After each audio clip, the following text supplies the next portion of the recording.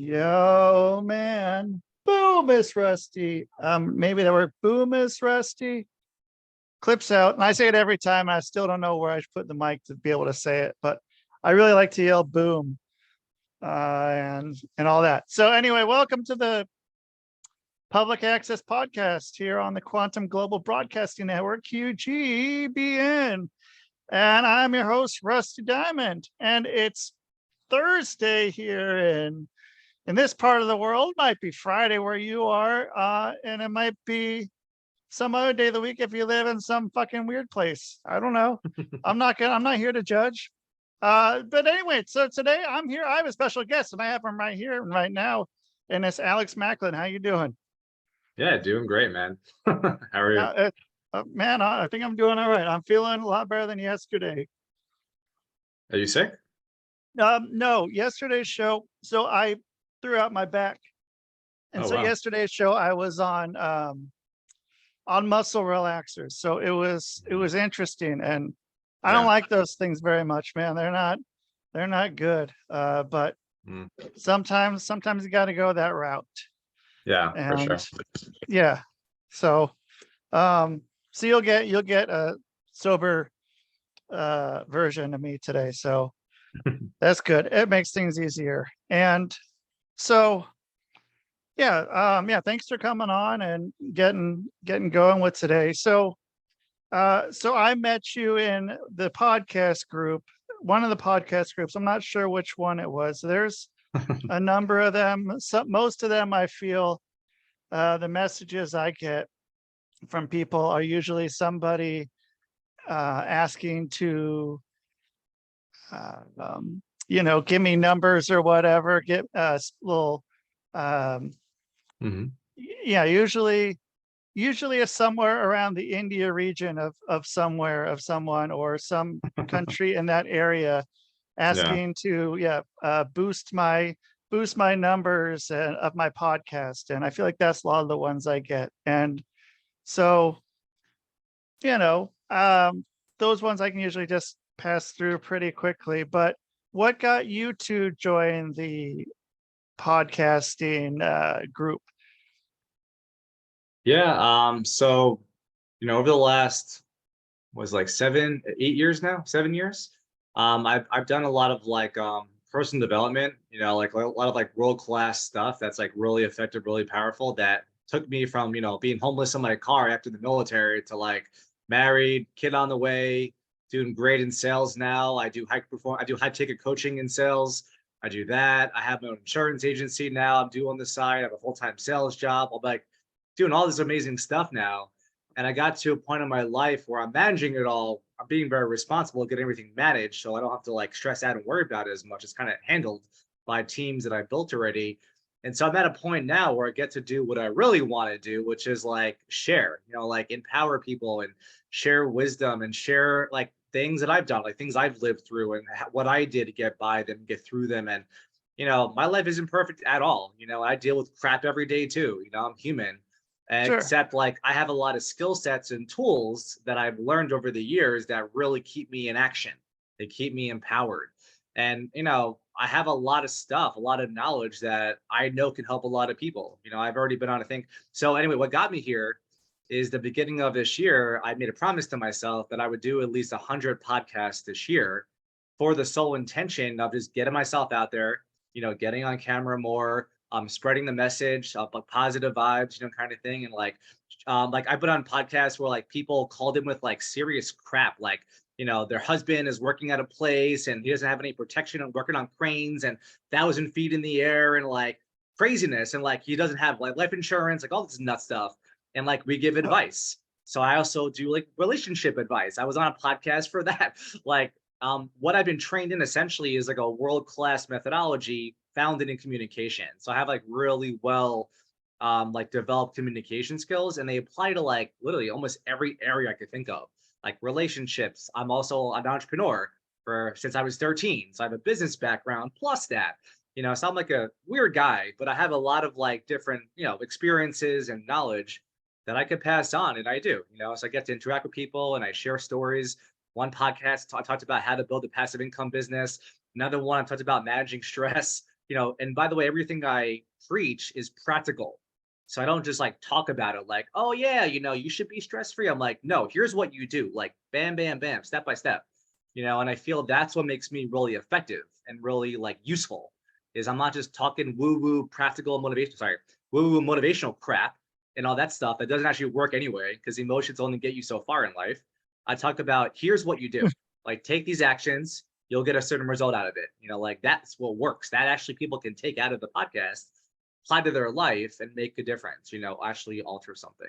Yeah. So that's So why what I'm here, just to keep spreading that message. so what was it when you were 13 that you started your entrepreneurial spirit Yeah. and ways? Yeah, it's a great question. I really don't know because I'm 36 now, so it's 23 years ago. But what I could Yeah. imagine it was is I need money. I'm 13, I got needs, and I come from a middle class family. I don't know. I don't want to ask them, or I already asked them for money, and I'm like, I got to make money somehow. So I just started like looking, and that's really what like jettisoned this whole entrepreneurial pathway is like I knew what I wanted. I didn't know how to get it, but I knew like I'm not dumb. So I knew like we had a Costco or a Sam's Club where I lived. I'm like, oh, maybe I just buy it bulk like candy and I just sell it to kids in school. Like super simple. I saw other kids doing it. I'm like, maybe this could work. And that's what I started doing, man. Started being like the little candy dealer in school, and that was my first business essentially. I mean, I mean, that's a great thing to do too. And I mean, kids love candy, and I mean, you're close to the same age I am. And I mean, they had them. I mean, we had vending machines of all kinds Yeah. of shit. And the food, but it didn't matter because then you can get it if you're getting, you know, for let's say $10 for a box and you get, 20, 30 bars and you sell them for 50 cents each, you're making some money, you're undercutting Yeah. the competition. And then that's kind of what leads you into whatever. Do you remember any of your other kind of first ventures in Yeah. there? So I was a very devious kid, let's say, when I was younger, because I was like, I'm a very out of the box kind of guy. So I don't like following conventional things. So I was like, how else can I make money? So I started researching on eBay. And on eBay, this is back when eBay was like, relatively new. This is like in the like early 2000s, right? And like they were selling these things called like so I had a cable, I had like a cable, TV system in my house. And I was like, man, I want to get like pay-per-view, right? All of the best movies are on pay-per-view. This is before Netflix and all the streaming services even were thought of yet. Years before Right. Blockbuster was still around, And I knew I wanted them, but again, I was like broke, I was like, I didn't have a lot of money. I didn't have a credit card, right? I'm like 15 years old, whatever, 13 years, I couldn't have a credit card. So I was like, like maybe there's something out there that can solve this problem. So I went online and I researched like, how to bypass pay-per-view, how to get access to it. And I found these things online. I still remember what it was called. It was called an RFT like plus box. It was a little like black box The little that you black hooked your box, cable like the little the wire through, coax. and it would automatically descramble or whatever, like decrypt whatever all of the pay-per-view channels. So you got access to everything. So I bought these things, I think for like 60 bucks. I think I was about 15, 16 when this happened. So I was a little older, making a little more money. And I went to school and I was like, hey, like who here wants free pay-per-view? So I sold the box for $80. So I had like like a 33% markup. And I did free installation with my bike. So I would like bike to people's Oh, houses, man. Do like custom installs. So like, 15, 16. I thought it was like hilarious because it felt like, such a go-getter kind of kid, like going to people's houses, say hi to their moms. Mom gives me some cookies, I'm like, she's like, what are you doing? I'm like, don't worry about it. yeah. I'm like No, you're gonna installing. love it though. Yeah, I was like, you're gonna love it. I put the box, I put like the back of the TV so no one sees it, and it was great because once you install it, it works. It worked for years, like Yeah. until they caught on a couple years later and they booted all and out of service. But dude, I must have made like on over $1,000 with that, doing like 30, 40 people's houses, and I started building like a reputation. Right. This is where I first learned about like branding and like credibility. I didn't know those terms back then, but I started becoming a brand. People were like, hey, call this guy Alex. Like he'll hook you up. And people would Yeah. share. I had my first cell phone when I was like 16. This little silly, small, like flat. It wasn't even color yet. and people would call me and stuff. Like thinking back now was hilarious because I'm like, I didn't know what the hell I was doing, man. I just wanted to make money, and I was filling a need again. I was solving a problem. So I did that one. Then I also ran an online illegal server on a software platform called Hotline. I don't even know how I remember this. Hotline is very ubiquitous. Like ubiquitous with like Napster, Kazaa, all those, peer-to-peer crap things. Yeah. So a buddy of mine, wealthy guy, he had a cable modem, like a high-speed one, probably around like 2000, 2003, 2004-ish Oh that time. shit. Yeah, so Yeah. this is now a little bit later, right? I'm almost into college. So we got a server online, and then I downloaded all these pirated movies and software that I got off of like IRC and crap. I don't even remember. I was so young. And I just IRC, uploaded man, nice. all of them. Yeah, right. That IRC is like the legit original AOL Instant Messenger for those who know what I'm talking about. Yeah, Like even to this day, IRC is probably still around. But I downloaded I all bet it these is. things. I put them on Hotline, and then we started selling monthly memberships to people that want access to them, $50 a pop. I made like $1,000 off that. But funny story, the way they paid was through PayPal, and I lost access to my login, and I never got that money ever. Like Whoa. like that account literally just vaporized years later of inactivity, and I lost it. And even to this day, I'm like, man, I would have made so much money with this thing. But that was it. Then when I was around that age, I kind of like, got into college, started taking life a little more seriously, and I kind of became legitimized after that. I was like, all right, I'm legal age now. I could go to jail. Like, this shit's real essentially. Like, I gotta start being responsible with my life, God forbid. So I stopped doing all that shaky stuff and I haven't done it since. But That that's really what got me interested. Oh, one more thing. I have to say this because it's so authentic and so funny. When I was like 17, and my dad got me my first car. I remember driving home one day, and I was just thinking about like all the things that I've done, like all these illegal things, like hot boxes, they were called the RFT, black box for the cable, yeah. hotline server, whatever. And I remember driving home one day so vividly, and I was like, man, like with my intelligence, with what I can do right now, my ego was so ridiculously high that day. I was like, I want to become like a super villain, like Lex Luthor. Like that's what I told myself, man. I'm like, I'm gonna be like a badass, super villain when I get older. It's gonna be awesome. Like that's where I was. That's what a 17-year-old kid was thinking. Yeah. Never happened, obviously, but I thought Yes. that's kind of funny. I kind of thought, Yeah. So when I was about 17, so this would have been late 90s, maybe 2000. yeah, I probably early 2000. also, yeah, got onto eBay. I found a person that sold, so these were like little clips, like little video clips in like 1999. No, okay. 70 hours of porno, like on like I think it was like 13 CDs, maybe it was a little higher of a number, but I want to say it Oh, was 12 nice. CDs. But Yeah. then I got that and I just kept copying it and Yeah. sending them out. And man, like that paid for itself really quick. And then I was like, okay, well, but yeah, and it was like I was under 18 at the time and having to use my Yeah. roommate's burner to Oh and yeah, then yeah, man. Yeah, you get all that was the mad. time, right? That was the time when CD burners came out. I fell in love, man. I'm Yeah. such like an IT geek guy. When those came out, like this is when VCDs came out also, if you remember those. Oh yeah. VCDs are like the precursor to DVDs. It was like a movie on like 2 CDs that was like 650 megabytes a pop. And the quality was like VCR quality on your computer, right? It Yeah. wasn't bad. About that quality. Yeah. And But it's then the movie. it's a movie. Like I to this day, seriously, I think if I go back to my hometown, I still have like 5 of those VCDs, like The Mask, Yeah. Friday. Like I had some old legit ones. And what's funny, right, bro, is like a year later or something, DVDs came out and all those VCDs went obsolete. Like they all went from like, 1.2, whatever, 1.3 gigs VCR quality to like high tech not 4K, but like super high quality, Yeah. 5 GB per movie, the extras. And I was just like, man, this is going to change everything. And that's when Blockbuster like attempted to do that for a few years. Then Netflix came out after that and they were doing the mail to order. This is like so retro, right?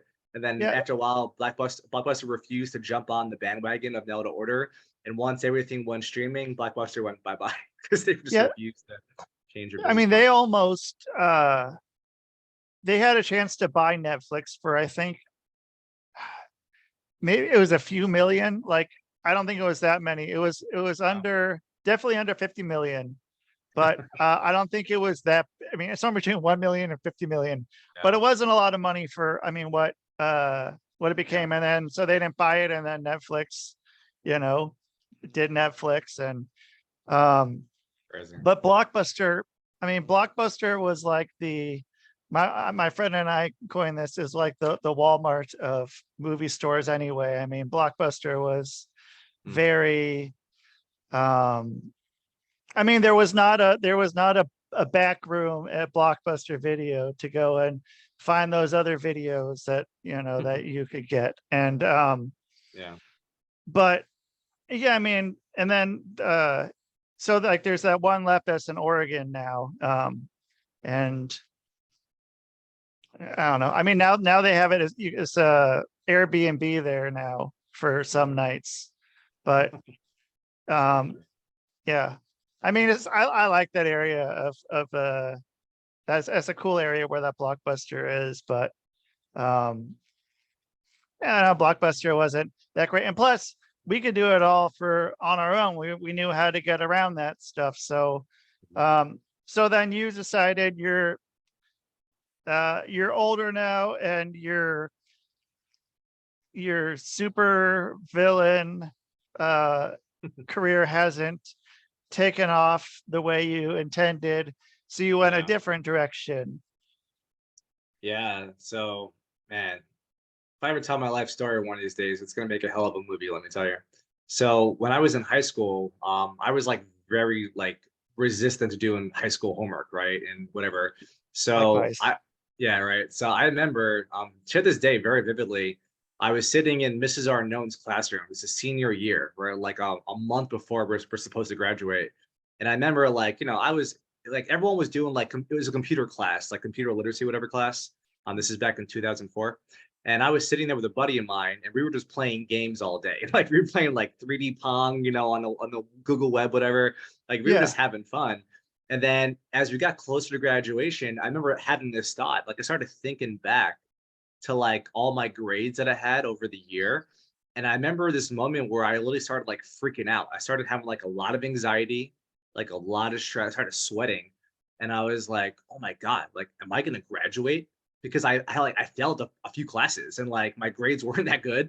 And so I literally like for a whole day I was panicking. Like I was really stressed out because I didn't want to be like the loser who didn't walk in graduation, like so like I remember I was in her class, it was last period, and they had an announcement or something, or like something happened where the papers came down and said who was walking, whatever.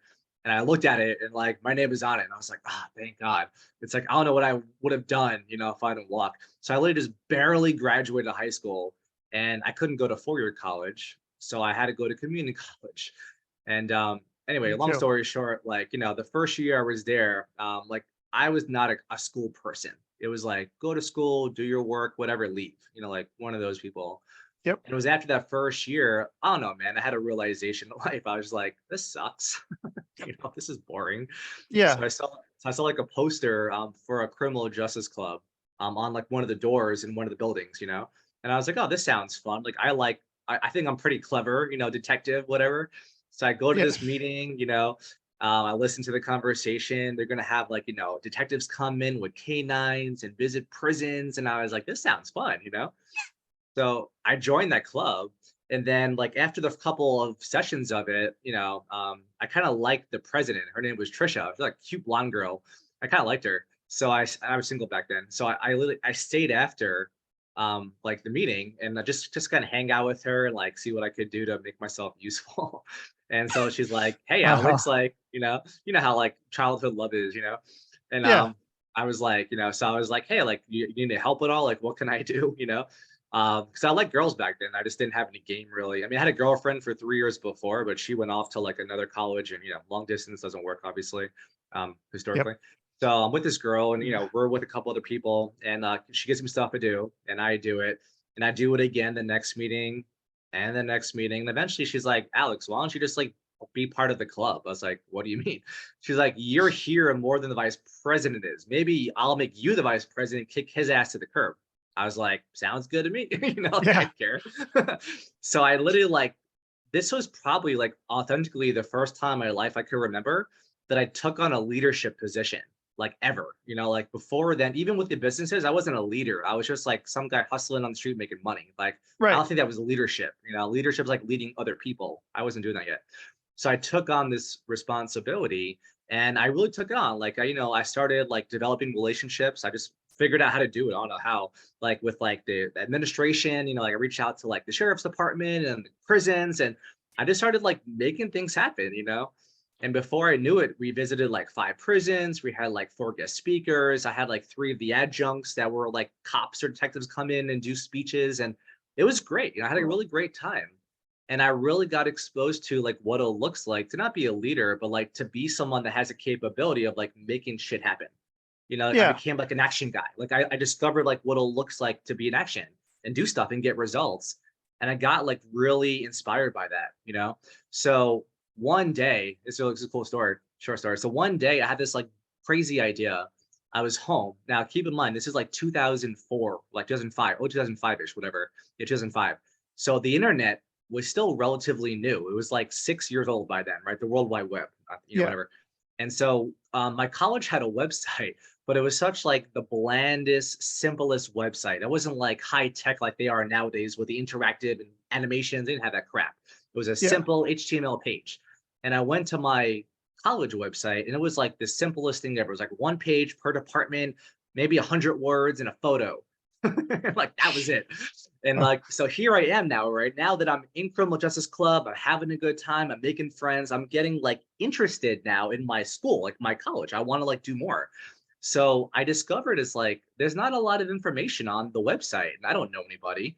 So I had this like crazy idea. I was like, it's a community college, it's designed to be inclusive, for everyone, even the students, not like a 4-year college where it's like a million people and you can't meet anyone you want, like Yeah. administration or staff wise, they have office hours and all that crap. They don't have that really community college, at least back then. So I get on the phone and I'm like, look, here's what I'm going to do. I'm going to reach out to all the departments of the college. I don't know how I thought of this. And I'm just going to set up a meeting to talk to them to see like what the hell they do. Cause I'm interested. Like I was actually curious in learning more about my college, right? Because if you're interested in anything, you'll like a girl, for example, like you'll ask her questions, like you'll want to know more. Yeah. So I started having these interviews like in person, Rusty, like every week. It was random. Like, I called the secretary. She's like, oh, you want to see this person who's the department chair? I'm like, yeah. When is she available for a 30-minute conversation? And Huh. then I would do my due diligence. Like I would go on the website, like get some questions, try to be all professional. We're looking nice, I never dressed up. We're looking nice, like a nice, button down shirt, look all legit, try not to look silly like a dumb idiot. And I Yeah. went there and I asked them these questions. I was very professional, very cordial. So were they, and it was great. So I did this like for a few weeks. And then like, I don't know, the 6th or 7th person I spoke to, I never forget her name. She actually died suddenly years later. Her name was Cheryl Cummings. So I'm talking with her and she runs the college like radio website and radio website. And there's something, and TV. So like all the media stuff she was responsible for. So I'm there with her and I'm like, hey, I want to hear more about the television studios. Like, how do those students do it? Like just all these pointed questions. And then she just like stops talking. And she's like, Alex, I have a question for you. And I kind of like, I wasn't paying attention because I was like looking at my questions. I'm like, yeah, what's up? And she's like, what are you doing on Thursday at 9 a.m.? And I knew my schedule. I didn't have class then. I'm like, I don't know, I'm class, nothing. She's like, I want you to be my guest at this thing that I go to every Thursday. Like, can you meet me at the president's building? And this is like 2 days later. I was like, yeah, sure. Whoa. Yeah, I didn't think anything about it, right? I'm like, honestly, I didn't even think about what it could be. She was a nice woman. We got along. So I trusted her. I was like, sure. So Thursday, like 8:45, because I'm always 15 minutes early. My parents taught me that. Yeah. I walk in the president's building. I meet the secretary. She's like, oh, Alex, you're here for the meeting. I'm like, yeah, sure. She's like, it's in the office, all the way in the back. So I go in this office. That's like 8:50 now, and I'm sitting down, and it's like this long rectangular room, right, with a huge like oval table in the middle and all these chairs around. And I'm just sitting there and I have no idea what's happening. I'm like, am I going to get like mugged, shot, killed? Like, what's going on here? I don't know, Yeah. man. I'm like, It's I'm like, like a young ah, 18-year-old, 19-year-old kid. I don't know what's going on. So then all of a sudden, like people start walking in the room, like one by one. And, at first I'm kind of like looking down, kind of, because, I was, by the way, a relatively shy kid. for most of my young adulthood. So I was kind of just like, I didn't know anyone. I felt like I wouldn't know anybody. So I was kind of just, being myself. So all of a sudden I look up and I noticed that a lot of the people coming in are the same people I interviewed, like the same people. It's like Oh, so what was happening was like all the department heads, the division chairs were in this meeting. And I'm like, oh, it's Pat. Oh, it's just like I knew names, I knew them, so I felt a little more comfortable. And then eventually, like 30 to 40 people came in the room, and this like not a huge room. I knew some of them, and then at this point, I'm a little stressed, right? Because I don't know everyone here. Like, what's going on? Am I getting expelled? Like, these are all the big wigs of the college. Like, what's happening here?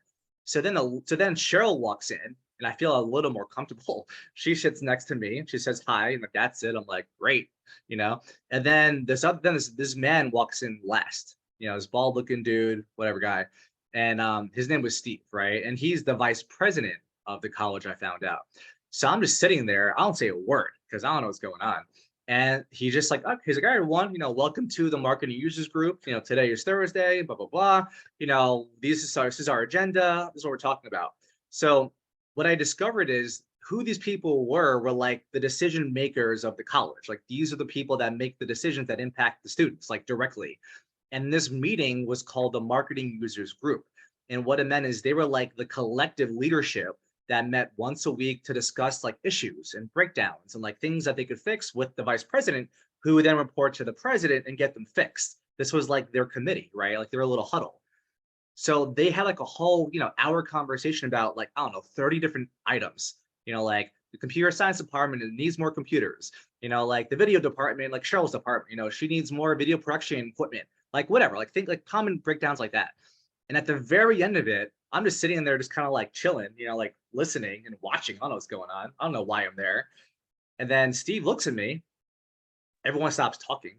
He's looking at me. I'm looking at him. And I'm like, he's like, so Alex, you're probably wondering why you're here. I was like, yes, I am. I feel a little awkward, not gonna lie. And he's like, all right, well, as you could tell, like these are the department heads, division chairs of the whole college. We meet every Thursday. Cheryl, you're her guest. She invited you here. And the reason why is that the one thing we realized we're missing from this committee that's impacting students is a student. Someone who could be here with us, listen to what we're talking about and see if it actually will work. Like these new ideas, these new initiatives, we don't have that. So we're like making stuff up and we're like, let's test it out and see what happens. whoa. As opposed to having a student here live with us right now that could listen to these things, and we want someone Yeah. who's like a student leader, like someone we could trust, someone who's involved and cares about the school. And Cheryl said, you're that person. Is that you? And I'm like, yeah, like I care. Obviously, I'm here, right? And so he's like, so you've been here for an hour. You've been listening to everyone, whatever everyone's been saying. Like, what do you think? Like, what do you think of those ideas? And I literally started like jet fire. I'm like, well, this person said this. I don't think it's gonna work. If you change it like that, like I just went off, man. I just went off on everyone. Just start shooting on everybody. Yeah, I Like, was just like bam, bam, bam, bam, bam. But I was like, I was very cordial. I was very respectful. I had great rebuttals and some people I acknowledged. It was brilliant. Great, do this. That's probably gonna work. I'm like, not so much over here. So it was great, right? I literally was just like shot balling, whatever, for like 5 minutes. And yeah. everyone acknowledged me. Steve thanked me, and then everyone left. So then it was just me, Cheryl, and Steve, right? All three of us, three amigos, right? And he looks at me and he's like, hey, Alex, I just want to thank you for being here. What you said, I think really could contribute to the welfare of the students at the college. And that's what we're looking Oh, for. Do you want to stay on permanently as the student representative, representing the entire, by the way, it's a community college. It's like 10,000 plus students, maybe more. yeah. You're Of all like now, ages. yeah, you're now like the student liaison. You're representing everyone in the college. Like, do you want to take that on? And of course, I'm not going to say no. I was like, sure, I got you. Yeah, sounds great. So anyway, fast forward after that, me and Steve started a few more committees together. We started a committee for an honors committee. We started another club together. I started 3 more clubs after that. Like I really took on my leadership, because what I really got in that moment, man, when he asked me that question, is like, I'm not a nobody anymore. Like I'm not really an almost dropped out high school kid. Whatever I'm doing obviously caught his attention. and he was attracted to me to want me to work with him as a student liaison, and he Yeah. was asking for my leadership to step up. And once I kind of got, I think I got like validated. I think like he validated like my worth and that I actually had value, which I honestly didn't think I ever had before that moment. I was like, oh, cool. Like I actually am someone. Like I actually can make a difference. What I do matters. And I just got in action after that, man. Like that really, I tell people like that's really where my leadership came from, was college and having these opportunities. And for anyone listening to this podcast, like one thing I just want to really share with you all, because I've done this, is college isn't only ever and may only ever be for education. That's like the obvious benefit. What I found and what I had other administrators tell me is they don't remember jack about school, right? Because it's so many years ago, it's basic education, who cares? But what they remember is like what they did. And I'm referring to like student leaders, like people that ran clubs like I did, people Yeah. that created things. I even created an initiative called Direct Connect that lasted for like 5 years, which is when inbound students who were brand new, fresh, and they were no idea what's going on, they would hook up automatically through like a software system to like an administrator or a senior student to be like a big brother, big sister to them. And Well, that's a good idea. it was really cool. So I offered this idea. Stephen Nackel ran with it. They actually created a policy, it became a thing, and he actually acknowledged me for it years later. I thought it was kind of cool. Yeah. So anyway, like that for me was the moment. Like that was really my time when I discovered that I'm not just really good hustler and entrepreneur, whatever, at a young age, but I also could be a leader. Like I'm someone that could make things happen, impact thousands of people, even in college. And I tell everyone this when they're young. I talk to a lot of young adults and I'm like, look, when you go to school, if you go to college, like don't just do the education. That's going to be a waste of your time and your talents. Like do it, obviously, but get involved. Like join a club, start a club, do something, make a difference, because those skill sets you learn in college, you'll use the rest of your life forever. Whereas the Yeah. education, you may not, right? And mostly we Yeah. don't even do what the hell we get a major in these days. Let's be honest about it. Right. Yeah. I was, environmental sociology. I was like, oh, that's going to be good. That's stupid. And All Russian. right. I'm like, oh, okay, well, yeah, that's great, great, great. Yeah, and I was the 29th person to ever get that Wow. degree. I'm like, I know why. Like there was 28 other suckers in front of me that did it. And I don't know. Yeah. I mean, college is really about, yeah, it's a lot more than just go in there and getting the school. And I mean, it's about you know, finding yourself, even if it's not through college, just like being there. And like the people that I met through there, I mean, I think put me on some paths that were interesting. Gave me a lot of life lessons and life Yeah. experience. And I don't know, man. It sure beat high school, where I could pay off my teachers and pay people to do my work for me Hmm. from the hustling Yeah. I did, which was what I learned. And then it didn't. When I found out that it doesn't translate in college, the college professors are harder to pay off than high school teachers Uh, and other students. Other students were still kind of easy to pay off, which I was able to do. But yeah. I mean, it gave me time to do stuff that I wanted to do, and that I'd be able to grow my what you said, your brand, or your you know Yeah. your reputation. And I mean, that's also like why I've turned down sales jobs that I've had, because I mean, I can sell stuff pretty well, but at the same time, I've had jobs, like I've had some where it was, if someone comes back to me years later and they'll be like, you're that asshole that sold me that piece of shit, you know, I don't, Yeah. I don't want that. I don't want that. I've had like, I had one job I quit after a day. It was these like the step in shower bath things for old people, like Yeah. that you just put over the other one. Mhm. And I mean, they had so many different lines of credit and like different companies that will, they'll finance you for whatever for that. Yeah. And basically it was to, basically put these old people in debt until they're dead. And that was the goal of the business. And I was like, I'm done. I'm not doing that. Cause yeah, if someone comes Yeah. back to me and they're like, yeah, you sold me crap. But I mean, your reputation, your name is a lot when you're selling yourself.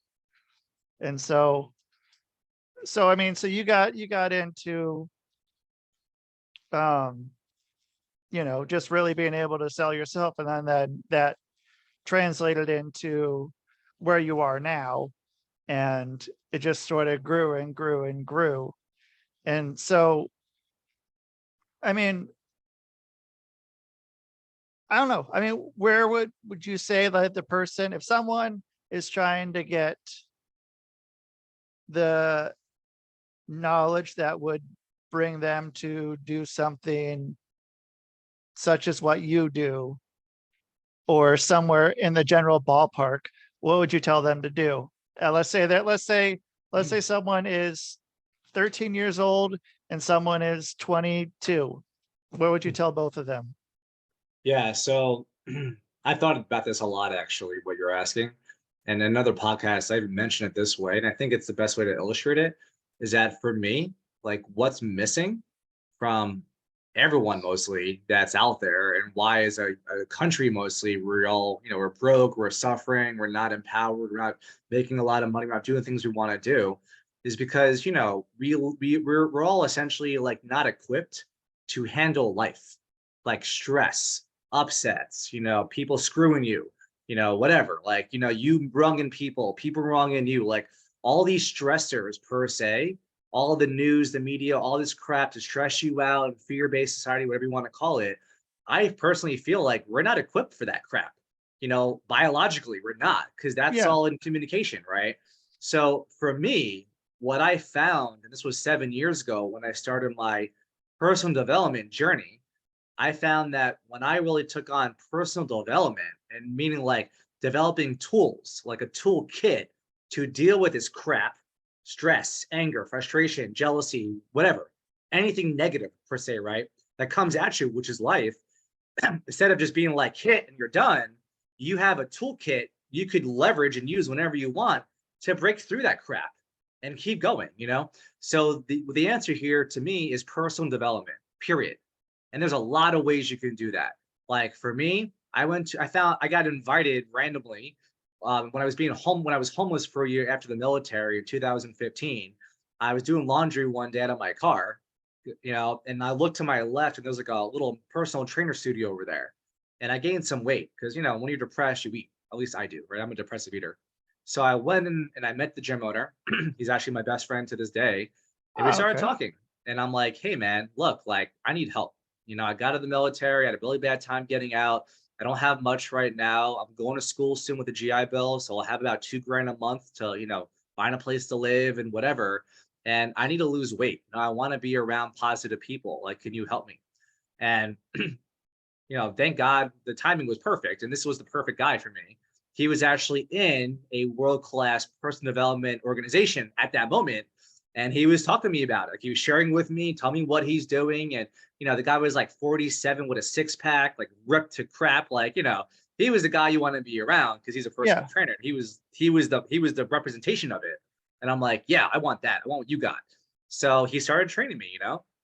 I paid him for, I lost 20 pounds of like fat in the first 2 months. It was crazy. It was like a low fat diet with like alkalinity crap, like all this, workout 3 days a week, 10,000, steps a day. I was like super crazy active, right? Because I just was really committed to losing weight at this time.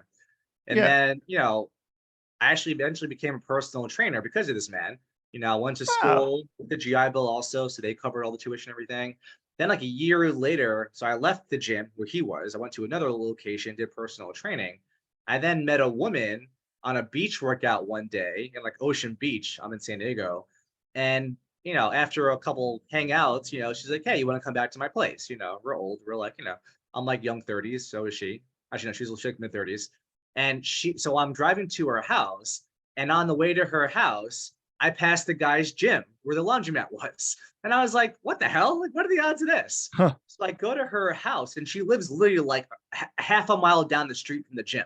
And I was like, Oh, wow, this is like destiny, you know? yeah, that's your So after place you need like, to be, over there. yeah, right, So after like 3 months of this, I was like, all right, I got to call the guy and catch up. Like, I just refused to talk to him for whatever reason, So I called him and I was like, hey, man, it's Alex. He's like, yo, where you been, man? I miss you.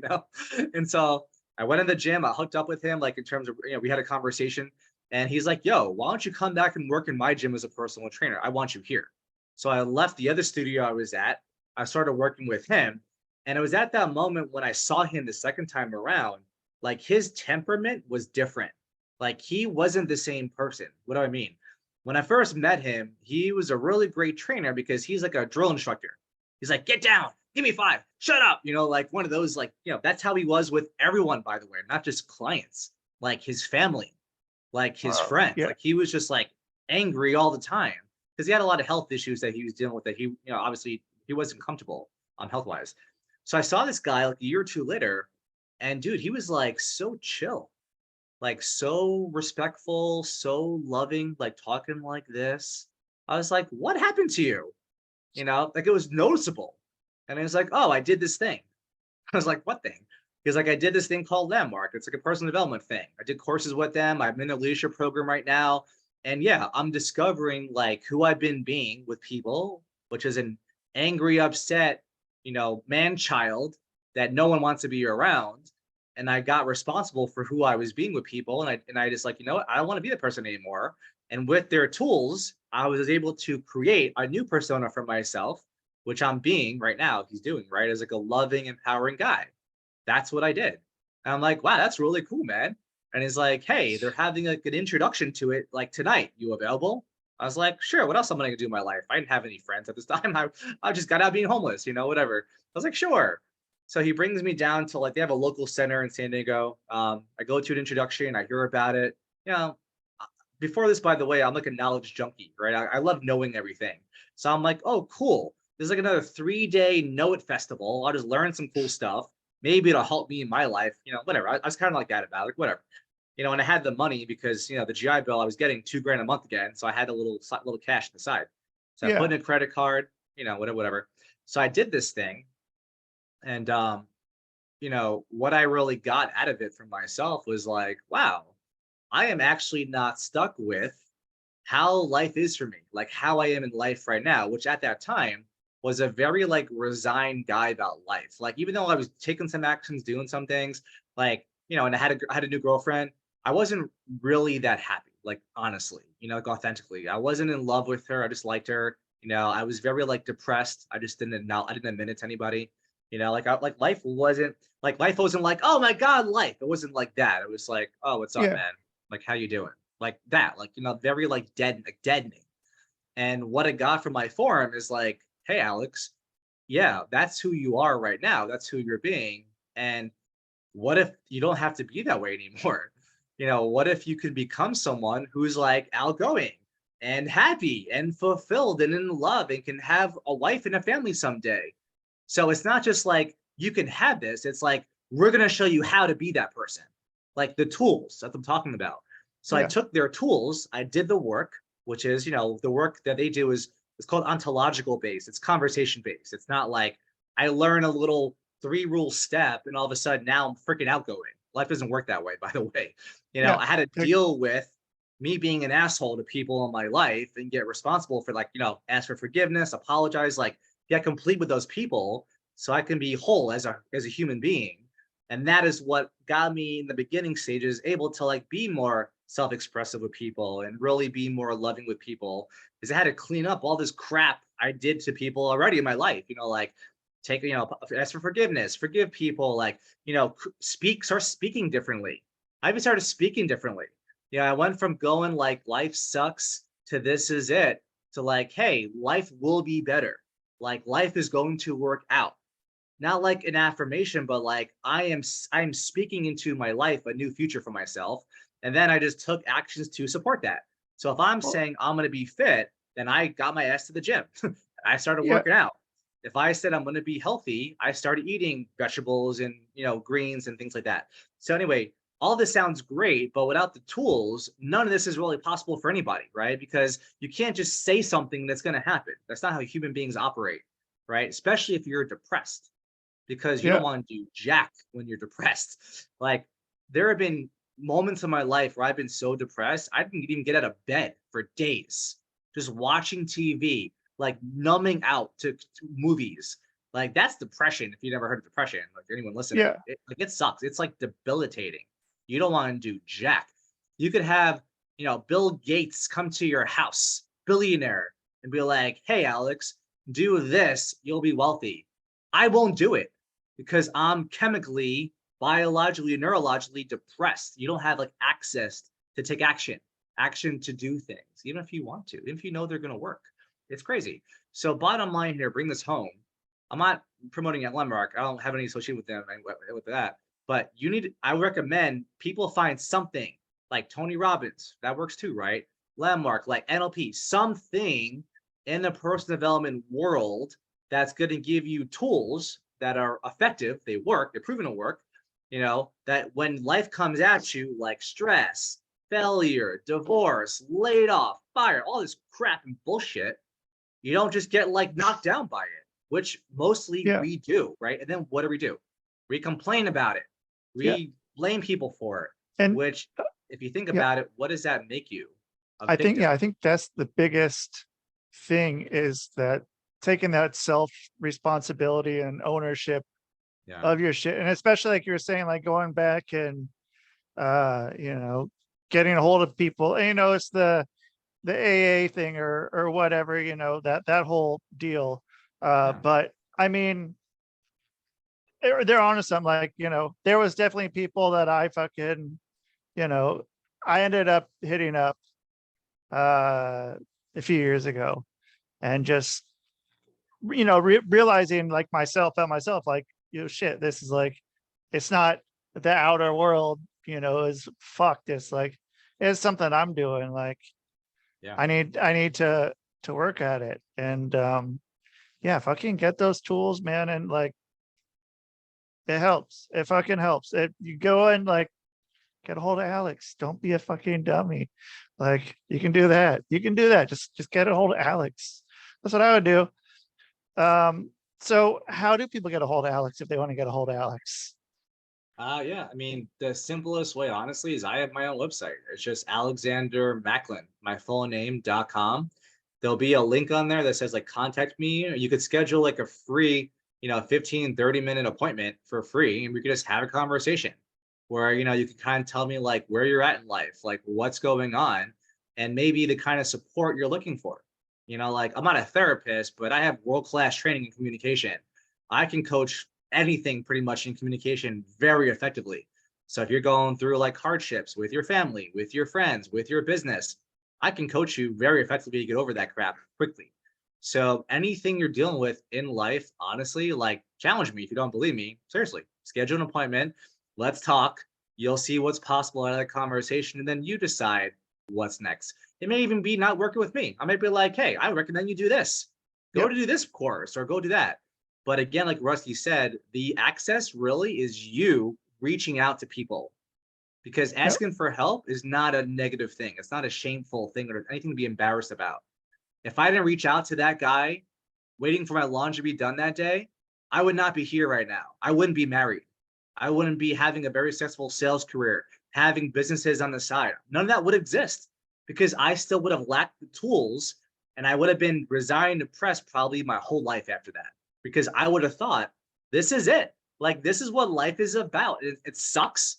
It's always going to be this way. It's never going to change. And for most people, if I had to guess, it's like that way, right? Like you're Yep. fixed. And Like if you know someone now and they're an asshole, you probably will think they'll be an asshole 30 years from now, right? Because human beings are fixed. But what I'm saying is, maybe not. don't Maybe have you're to be. not actually fixed. You're just missing something. You're missing the tools to help you break through all the crap getting in your way to have what you want in life, like your own business, a family, happiness, fulfillment. Like, I mean, like the whole world of that is available, but you have to have tools. You have to have something to lean on, something that will empower you, because all of it, honestly, if you do it alone on yourself, I mean, you may get a certain distance in life, but again, just look at the business world. There's a reason why 90%, 9 out of 10 entrepreneurs fail their first year. It's not a crazy thing to just figure out why, because they're not equipped to handle failure. They don't know how to navigate breakdowns and things that don't work. And again, it's just what's missing: education. You get Yeah. trained, and you can do that by getting a mentor, as in one way. What I do, honestly, it's very practical. Go on to Facebook groups. There's a Facebook group for everything. Like I have my own insurance agency right now. I do on the side. I'm part of like 10 life insurance Facebook groups. I prospect through there. I meet other agents on there. We share like strategies. We share how to make money. Like, and they're all free. Like anything you have an interest in or want to, join a Facebook group for it. And I promise you, you'll meet thousands of people that are doing what you want to do, and just talk to them. Like build relationships. As Rusty was saying, you find power for yourself when you're talking with someone else, right? When you are being with other people, your power expands, because we don't live in our heads, right? We live in Earth, which is Yeah. a space and time thing, right? Like there's people over here, there's walls over here, there's things going on over there. You don't live in your head, you live out here. So out here means you live in the conversations that you have. And if you're an asshole to everyone in your life and everyone knows you're an asshole, no one's going to want to be around you. Thus, you probably will be pissed off and maybe depressed because no one likes you. Is how you blame them for it. Yeah. When in And it's all their reality, fault that yeah, they it's don't like all they their don't like fault. me. They suck, they're all Yeah. a-holes, whatever. But like Rusty said, right, what he discovered is if he could be responsible now because obviously it takes two to tango. It can't be all of them, because what's the common denominator with all these Right. people? It's you.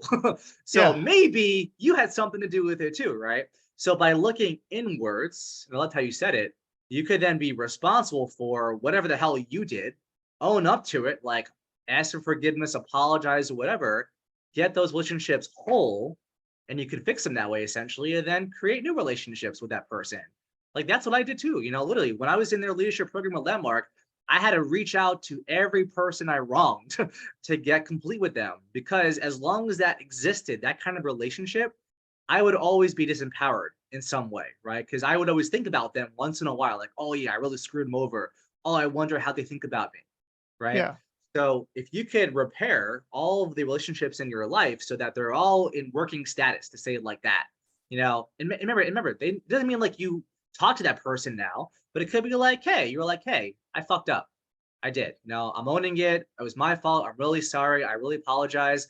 I'm not asking you, that you'll ever forgive me, move on, but I just want to let you know, like, I'm owning this. Like, I did it. I'm really sorry. Hopefully you can forgive me. And if not, it's okay. I just want to get that out, because I really saw that I'm the one that did whatever no, I'm making this up, but like I did whatever the thing is. And Yeah. even by you just saying that could also repair that person's life and something they have with you that's impacting their life and their relationships. So the biggest thing I really got overall is when you really take on that life is not about you, really, in terms of how you experience life. It's about the people around you, right? Because human beings, we're social creatures, right? We're Yep. not freaking robots that are whatever. We don't live alone. We're not like hermits. So if your relationships are extraordinary, if they're fantastic, like people love you, you love them, you have a lot of friends and huge networks. But I can tell you for a fact, because I've created all of that over the last 7 years, life occurs pretty freaking amazing. Like I know I can call people whenever I need them. I know I have support. I know I have help. I have people that trust me, people that lean on me, people that value me. It didn't Yeah. happen overnight or randomly. I created all that. I made that happen. And so could you. You just got to be in communication or reach out to people. And I'm telling you, like, it's amazing, because when I feel fulfilled is when I'm with other people, when I'm supporting them, I'm helping them, I'm having their life, like, my agents, when I'm making them money, I feel fulfilled because I promised them I would make them money and help take Yeah. care of their families, like, so like fulfillment, I've learned, is not something you get on your own. If you're one person on earth by yourself, I don't even know if fulfillment's even possible. I mean, what are you going to do? Like kick rocks all day? Maybe like Yeah. change some wall pads, without people, human beings don't work. We're Who are you not going to share it wired with? that way. We're social creatures. We're wired to be talking to other people. That's why we have language, why we Yeah. have big brains, and a lot of people, especially me when I'm depressed, I'll tell you, I don't want to talk to anybody. Fuck that. I'm like, leave Yep. me alone. But that is what will keep you in that position forever. Like I was homeless for a year, for Christ's sakes. Like I was totally checked out and depressed. I don't want to talk to anybody. And I lied to everyone when they're like, oh, how you doing? Oh yeah, doing great. You'll say Good. some Yeah. you know. Yeah. But it wasn't until I had a moment of clarity, what alcoholics call is too, like a moment of clarity after a year being homeless, which is like, maybe this isn't it. Like maybe this is not my life forever. And I had Yeah. an idea, which was, hey, I need to make money, get out of my freaking car. Well, how can I do that? Oh yeah, I have the GI Bill that I'm called because I have an honorable discharge. I could do that and get $2,000 tax free every month. Hell yeah, let's go. I got right Yeah. to that college, enrolled in classes. That's when I met the guy a few days later, the gym guy, and everything just took off after that. But it all begins with action. And before that, here's the last thing I'll say, because this is like everything. And if you ever read the book Think and Grow Rich, this is like the first thing he talks about, Napoleon Hill. The only way, and I really believe this, to be successful in life, period, to have great relationships, a great business that's very successful, is you, for yourself, have to be willing, like burning desire, he calls it. You have to be willing to do whatever it takes to accomplish a certain result, or take certain actions. For me, the thought was, maybe this isn't it. Maybe I could like make money. And I saw the GI Bill. That all of a sudden I became willing to do something different, and I took action right away. Because Yeah. again, emotion is temporary. Action is what, and results are what will keep you going. And then what I say is that personal development is like the fuel in your life that you need, that'll keep you empowered, that'll keep you in action and not depressed, not resigned, not blaming everyone, not being a victim. Yeah. Personal development will give you the skill set, the tools to deal with life. So when life comes at you, you're like, let's go, mofo. I'm ready. Yeah. You know, Even, yeah, even if you have it, even if like things are going well for you and you don't have those especially. skills, one Yeah. fucking thing comes at you and it all comes crashing down like Hulk Hogan, man. And Yeah. it hurts inside. Um, yeah. So yeah, just be equipped, get a hold of Alex, and that's what I'm gonna say. So Alex, thank you very much for coming on and getting to chat it up with me and not knowing where we're gonna go. And I'm glad that's where we went. So Cool. Yeah, it's thank been you. fun. And yeah, and thank you everyone for listening. Like, share, subscribe, do other things, and go to alexandermacklin.com and do that. So that is the show, man.